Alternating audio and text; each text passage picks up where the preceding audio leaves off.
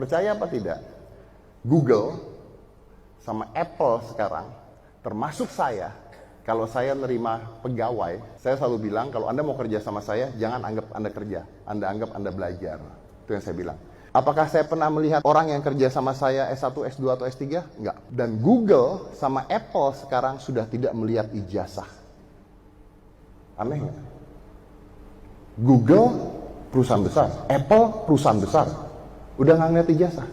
Jadi mereka bukanya gini, dibuka lowongan untuk ilustrator, nggak ditulis tuh, minimal S1, S2, nggak ditulis, ilustrator. Udah datang 100 orang, dikasih, coba buat temanya ini, tag, buat 100 orang.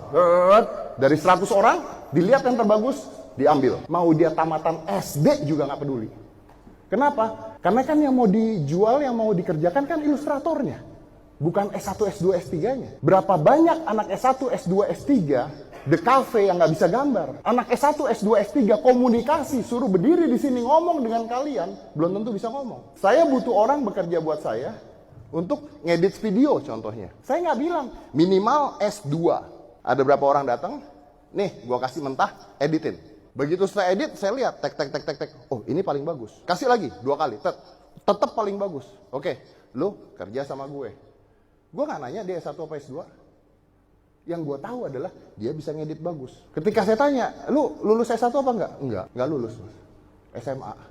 Kok bisa ngedit bagus gini? Ya karena saya nggak ada kerjaan di rumah, jadi saya ngedit video. Jadi saya main komputer, nyoba ngedit video sendiri dan begini. Yang gue butuhin itu, buat apa gue punya pegawai ijazah S2 kalau misalnya nggak bisa ngapa-ngapain? Dan lama-lama perusahaan nanti tidak akan melihat nilai IPK Anda. Tapi apa yang bisa anak Anda lakukan itu yang dilihat. Udah dilakukan kok sama Google, udah dilakukan kok sama Apple. Mereka udah nggak lihat itu.